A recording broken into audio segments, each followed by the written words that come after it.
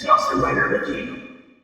Hey YouTube, Dawson Rider here, and welcome to my finale for this series of videos I've been doing for several months now. Hopefully this goes out before the end of the year like I intended. It is going to be an every Power Rangers series ranked video. Since I already ranked the individual eras, I'm going to try to keep my little blurb on each season's ranking as short and sweet as possible, at least for me.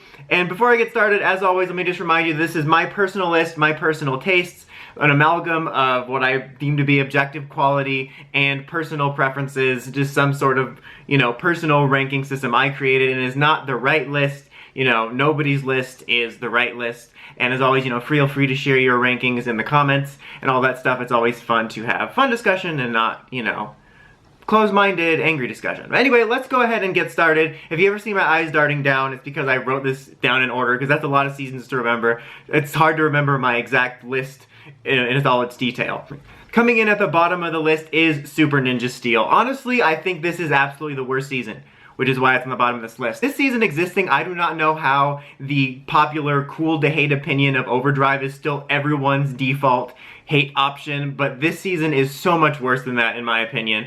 It's got so little going on in terms of plot, and it really was the peak of that era where the filler seems to be the priority, and it felt like there was nothing going on. It was really hard to watch, and it felt like it was largely, like I said, just filler based.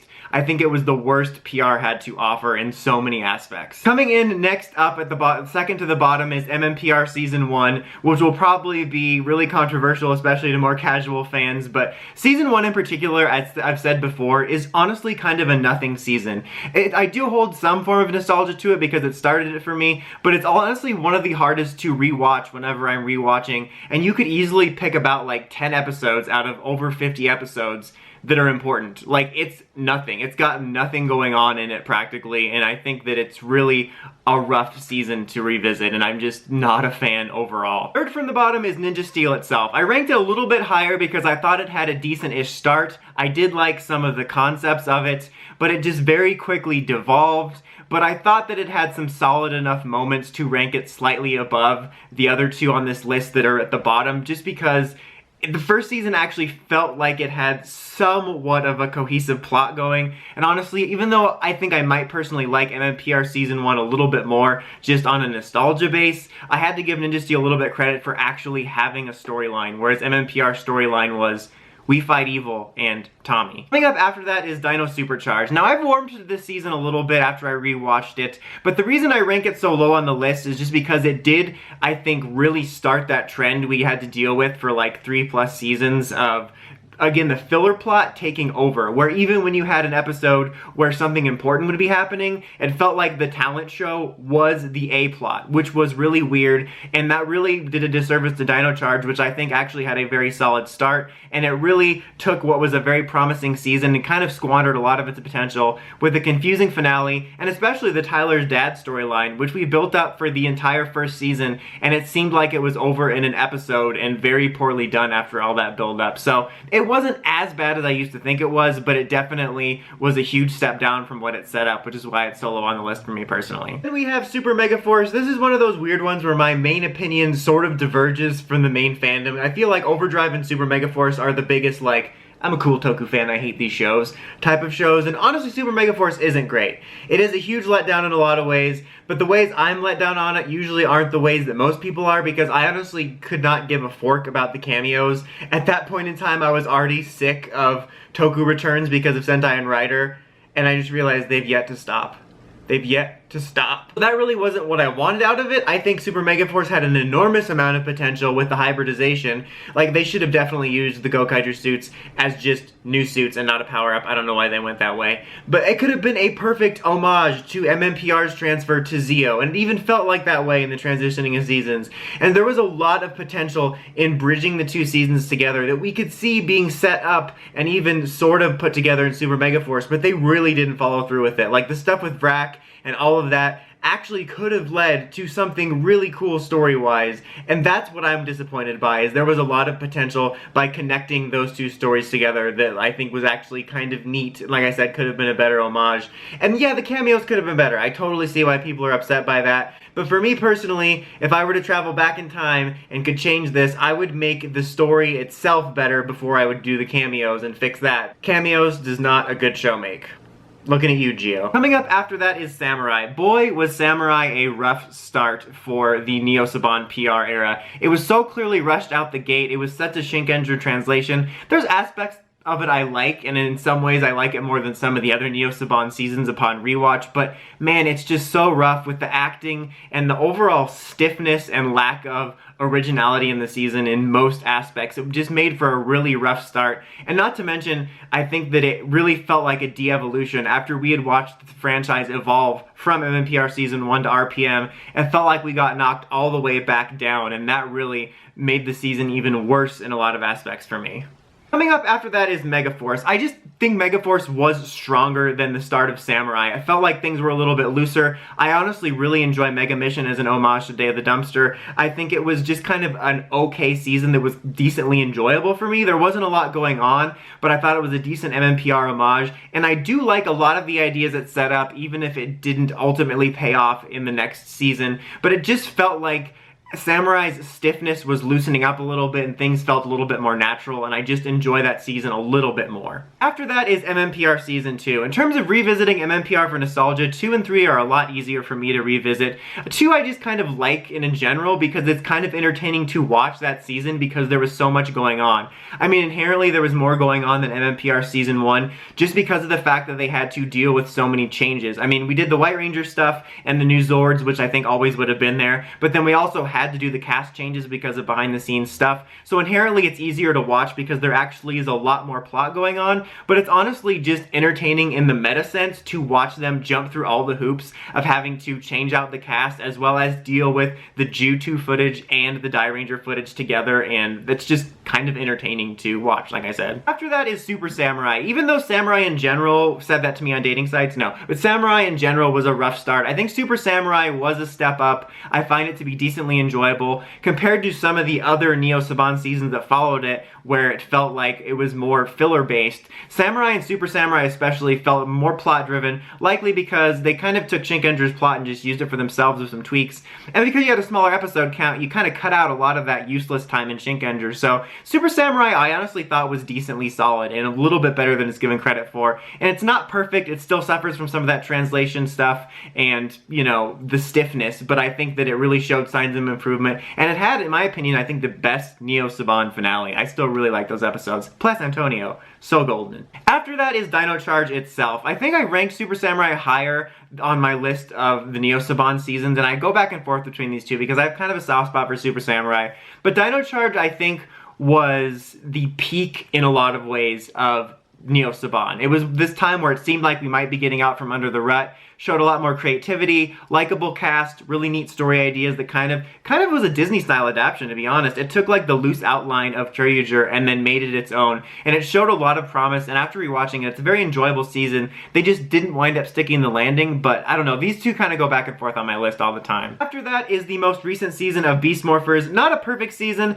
I generally have a soft spot for it because of my love of the Go Buster suits and the absolute shock and still like almost euphoria that we're actually getting those suits after we thought they were long skipped. And it wasn't a perfect season, but I thought it was really enjoyable. I really liked the cast. I liked a lot of the premise. Again, it kind of felt like that Disney style of adaptation where they took some of the loose outlines of Go Busters but then filled it in themselves, and it feels more connected and more natural than it has. And even if it's not absolutely blowing it out of the water, I think it's showing some clear signs of improvement and sort of recognizing what was going wrong before. And it was just an enjoyable year, and probably the most I enjoyed PR all year in a long time. So yeah, I do quite like that season. I have a soft spot for it. After that is then the infamous Overdrive. Again, I could make a whole video on this, and maybe I will one day, but I think that it gets undeserving hate. I definitely think it's honestly I always say this, it's one of my least favorite seasons that I actually always feel like I'm defending, because I think it had a lot to offer. I think it was very rocky, very uneven, the cast was very uneven,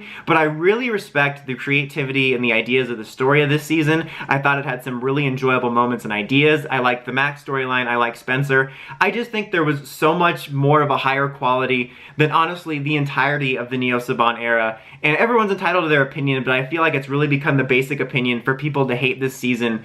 Even, I think there's a lot of people that haven't even seen it and just kind of do it to fit in. So I would recommend giving the season a second chance. Again, it's on the lower end of my favorite seasons, but I always feel like I'm defending it because I feel like it gets an unfair rap. I mean, honestly, it's way better than MMPR Season 1. It actually has a storyline. Next up is Turbo, which is kind of a weird one to rank. I mentioned this in my Saban rankings video because I almost want to rank the first and second half separately, because even though I liked some of the creativity in the beginning of the first season, trying to make things different, the first half honestly doesn't hold up well, and the very beginning of the second half after the power transfer is kind of rocky too, because it felt like this de-evolution back to filler. But then the latter half of Turbo is really solid, really good, and it has one of the best finales. It's a very uneven season, but it's got some really cool parts. It's just such a strange one to rank because I always want to split it up amongst the rankings in like a season 1B or 1A and 1B. After that is Lightspeed. This has always been a weird season for me, as I mentioned in my other rankings. But my opinion on it feels like it changes every time I rewatch it. I think ultimately it's a very solid season of PR. I'm just not a huge fan of it. I think it did a lot right and is, like I said, a solid season. It's just not my cup of tea. I think the cast is really uneven for me. I'm not one of those people that thinks Carter's a badass. Kelsey annoys me. I think the potential of Ryan was squandered. But it's just kind of a very mid-range season overall for me, where sometimes I watch it and I'm really into it, sometimes I'm not. So it just kind of overall leaves it more around the middle. Next up is Zeo, which I couldn't decide which to rank first, Zeo or Lightspeed, but I think I just have a softer spot for Zeo. I've talked about this before, and Zeo has a huge like nostalgia factor in the fandom, and for me as well, because I think the build-up to it was so well done, both within the end of MMPR Season 3 and the beginning of Zeo, and the marketing, and it was really cool. But I think in a lot of ways it was a de-evolution from MMPR, because after MMPR, not MMPR in general, but Season 3, after MMPR Season 3 was kind of ramping up the stakes and becoming a little bit more serialized, Zeo really dialed back to more filler, but it was still an enjoyable season until the finale, and that's why it's a little bit lower on my list, because even though I have nostalgia for it, I think it actually devolved a little bit, and it didn't stick the landing like a lot of these seasons I keep mentioning, but I still have a soft spot for it. That is Lost Galaxy, which is another weird season for me. I've mentioned in numerous videos, I really love the opener, the pilot for Lost Galaxy. The two-part pilot is probably one of my all-time favorites. Sorry, Tommy. But I just think the season's very uneven for me. I think it has a lot of creativity that I really respect, a lot of parts I really like the Corona arc and stuff like that from one of my all-time favorite Rangers, but it's just a very uneven season, but it's got a lot of standout moments, and again, I really respect the creativity put into it. After that, probably controversial ranking this above Lost Galaxy for people, but is MMPR Season 3, my personal favorite of the MMPR seasons. I think it was really neat, and like I said, the stakes really felt higher in this season. After a certain point, it felt like the Rangers' backs were always to the wall, to the point where they were actually defeated. And then you have the Alien Rangers arc, which I think was a neat addition, which I personally count to just be part of Season 3. I don't rank them separately. And then, like I said, the very well done, I mean, not like the best thing ever, but the very well done build up to Zeo. Like, whenever I rewatch that, given the time in the franchise, I'm honestly impressed at how well done the foreshadowing and build up to that was.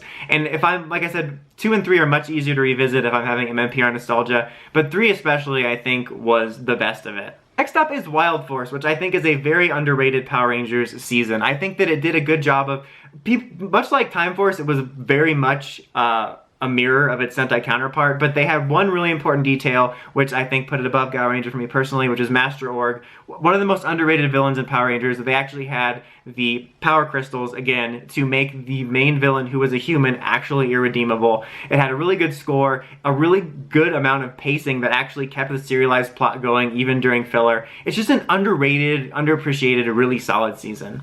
After that is Time Force, and I said in my Saban rankings, I actually think Wild Force might be better in some aspects, but Time Force also did a really good job of taking kind of almost a mirror of Time Ranger, but then making it its own with the villain, which is Rancic, which is what made the season stand out for me, I think, is the Rancic storyline in the cast. The season actually had more filler than I remember, and I was a little bit more bored, but it just has such a fond place for me because the cast worked so well, and the thing that made Time Force unique from its Sentai counterpart really makes it stand out. After that for me is Jungle Fury. This is one of the most fun seasons to rewatch for me. I think the second half, and especially around the Jungle Masters arc, is always what holds it back a little bit for me because it's kind of uneven, but I thought this just had such a great cast, a great energy, and it was a great classic Disney adaptation with a great score, great stunts, and I really liked it a lot. It's just such an enjoyable season for me. After that is Ninja Storm, another really enjoyable season. Again, these two I think are among the most fun to watch for me. I love the cast in this. I love the sort of meta humor. I think it was the best, one of the best humorous PR seasons. I think that Disney era really evolved the more natural feeling dialogue and humor, and I think Ninja Steel was the peak of that. Ninja Steel, not Ninja Steel, no. Ninja Storm. And what I liked about it too is that it had this fun, not taking itself too seriously vibe, but it also did a good job of taking itself seriously when it needed to, which I think is kind of rare. After that is Mystic Force, which I think is a very criminally underrated season. I think that it gets a lot of heat for focusing on Nick, even though most seasons have a character focus.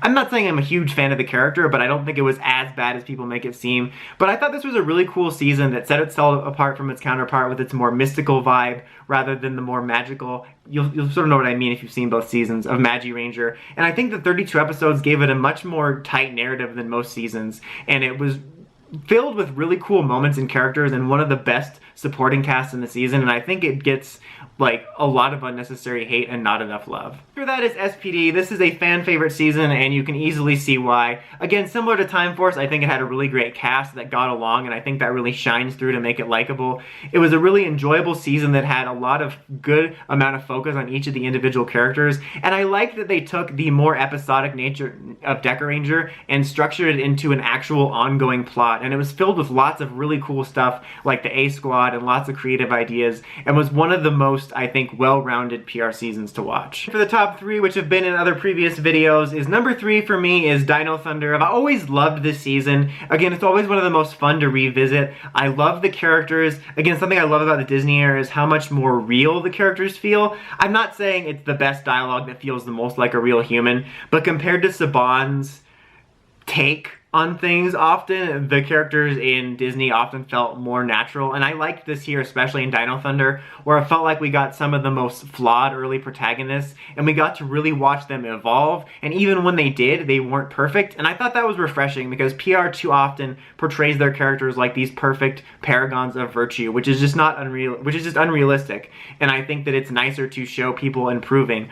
And it was really cool to have Tommy back in this season before we were drowned in nostalgia and returning cameos, and it was actually special, and I think that definitely elevated this season. But I've said this on numerous occasions, honestly I think this would at least be in my top 5 even without Tommy. That's how much I like the season. Number 2 is RPM, which I think was a great season. It was such a different take for PR. I mean, the post-apocalyptic setting was unique and cool and stuff, but I think the two things that set the season apart for me, again, is one of those seasons where I think the cast was great. When I'm making my list of top Rangers, almost every single one of these guys ends up on the list, and I like the attention we got to them, especially with their Ranger episodes, the uniqueness of them, and as well the humor. I think they did a great job of balancing the tones in this season, and similar to Ninja Storm, it had some of the best humor and meta humor of the franchise. Number 1, which I feel like I've done a bazillion ranking lists where this is number 1. Like even I did top 5 Rider seasons, Power Rangers in Space, I've mentioned this before, so just to repeat myself if you've seen those videos, for me, Power Rangers in Space just really represents everything I love about PR in terms of what makes it unique from the other Toku series, because it really took advantage of that shared universe in a way that I don't think the other Toku does, and that makes it feel special to me because it is supposed to be connected, and it was a great culmination of so many things, but at the same time, it also had its own stories with Astronema and Andros, which made it stand out on its own, which I think is key to those types of things, that it doesn't feel like it's just trying to service something bigger, but also does a service to the characters as representing itself. So For me, that's just the absolute representation of what makes PR special to me. But that's it for my list. If I spoke a little fast, I mean, I always do. I'm sorry, but I was trying to get through this as fast as possible to not make this video too long, especially since I've covered these. But like I said before, let me know what your guys' list is. And also, as I said, there is no right list. My list isn't right, your list isn't right. It's right for you, but it's not like it's the definitive list. So let's all try to, you know, respect each other's opinions and all that jazz. Anyway, that's about it for this one. Until next time, remember to like, comment, subscribe, and climb the steps and ring that bell so you can get the notifications for my videos. Till next time, thanks guys. Dawson Ryder, signing out.